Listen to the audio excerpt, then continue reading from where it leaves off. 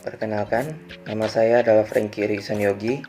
Jabatan saya adalah petugas penimbangan kendaraan bermotor di UPPKB Karangjoang, BPTD Wilayah 17, Kalimantan Timur dan Kalimantan Utara. Di sini, saya sebagai peserta Latsar CPNS 2022, gelombang 6 angkatan 48 dari kelompok 1, ingin memaparkan hasil tugas saya, yaitu tugas 2 agenda 3 mengenai identifikasi dan analisis isu manajemen ASN dan Smart ASN di unit kerja.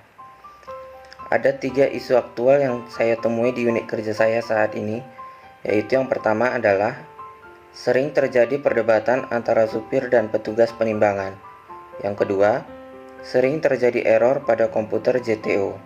Yang ketiga, masih banyaknya ditemukan pengemudi angkutan barang yang melanggar peraturan administrasi dan odol. Mari kita bahas isu yang pertama. Sering terjadi perdebatan antara supir dan petugas penimbangan.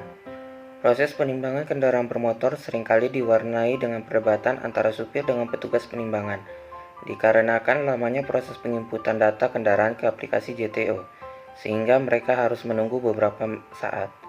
Yang kedua, perdebatan juga sering terjadi karena pengemudi tidak terima jika dikenakan sanksi tilang meskipun telah terbukti melanggar aturan.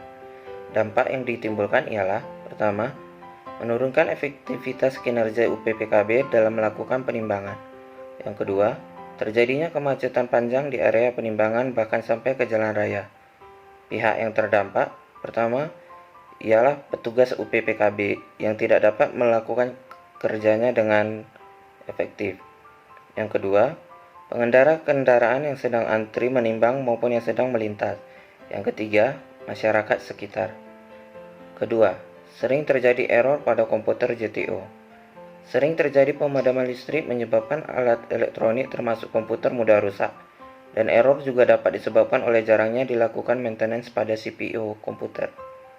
Dampaknya, yang pertama ialah sering terjadi pendobelan data tilangan di aplikasi JTO. Kedua, proses penginputan data kendaraan menjadi lebih lama. 3. Tidak dapat melakukan penimbangan kendaraan bermotor. Pihak yang terdampak ialah pertama, petugas penimbangan kendaraan bermotor itu sendiri. Kedua, pengendara kendaraan yang sedang antri menimbang. Isu yang ketiga ialah masih banyaknya ditemukan pengemudi angkutan barang yang melanggar peraturan administrasi dan odol. Setelah dilakukan proses penimbangan kendaraan bermotor, masih banyak ditemukan pengendara yang melakukan pelanggaran, dan seringkali saat dilakukan penilangan, banyak dari pengendara tersebut yang mengaku lalai dalam memperhatikan kelengkapan dan masa berlaku surat-surat pada saat akan memulai perjalanan, dan bahkan ada pengendara yang tidak mengetahui kapasitas maksimum muatan yang dapat diangkut oleh kendaraannya. Dampaknya, yang pertama ialah meningkatnya risiko kecelakaan di jalan raya. Yang kedua, jalan raya menjadi cepat rusak atau berlubang. Pihak yang terdampak ialah pertama, pengendara itu sendiri. Yang kedua, pengendara kendaraan lain di sekitarnya. Keterkaitan isu-isu dengan substansi manajemen ASN dan Smart ASN. Pertama, isu mengenai seringnya terjadi perdebatan antara supir dan petugas penimbangan berkaitan dengan pengaplikasian manajemen ASN. Karena berkaitan dengan fungsi dan tugas ASN sebagai pelayan publik, yaitu memberikan pelayanan yang profesional dan berkualitas. Juga berkaitan dengan kode etik ASN yang harus melayani dengan sikap hormat, sopan, dan tanpa tekanan. 2. Isu mengenai seringnya terjadi error pada komputer JTO berkaitan dengan masalah Smart ASN, di mana ASN dituntut untuk dapat mahir bermedia digital, termasuk mengenai perawatan perangkat digital. 3. Isu mengenai masih banyaknya ditemukan pengemudi angkutan barang yang melanggar peraturan administrasi dan odol berkaitan dengan manajemen ASN dan Smart ASN, di mana ASN dituntut untuk dapat melakukan pelayanan yang profesional dan berkualitas dalam memberikan informasi kepada pengendara kendaraan, baik secara tatap muka maupun dengan memanfaatkan teknologi yang ada. Pemilihan core issue. Di sini saya menggunakan teknik analisis USG, yaitu urgency, seriousness, dan growth, di mana saya menggunakan bobot rentang 1 sampai dengan 5 dengan keterangan nilai 1 untuk sangat kurang pengaruhnya, nilai 2 untuk kurang pengaruhnya, nilai 3 untuk sedang pengaruhnya, Nilai 4 untuk kuat pengaruhnya, nilai 5 sangat kuat pengaruhnya.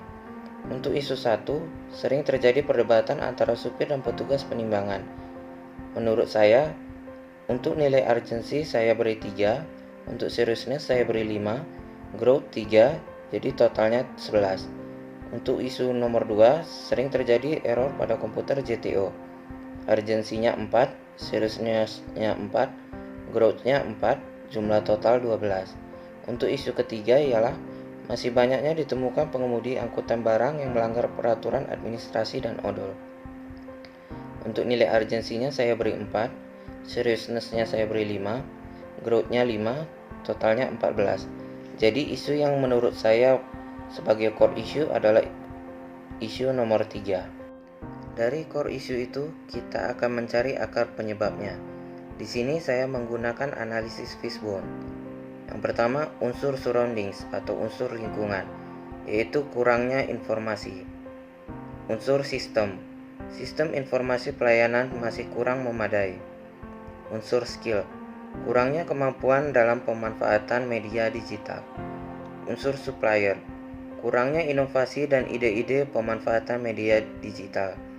Oleh keempat unsur itu, maka timbul pokok permasalahannya, yaitu masih banyaknya ditemukan pengemudi angkutan barang yang melanggar peraturan administrasi dan odol. Gagasan kreatif untuk memecahkan permasalahan isu. Yang pertama, yaitu dengan melakukan sosialisasi langsung kepada pengendara kendaraan mengenai dokumen-dokumen kendaraan. Yang kedua, memanfaatkan media sosial sebagai sarana untuk mengedukasi masyarakat umum.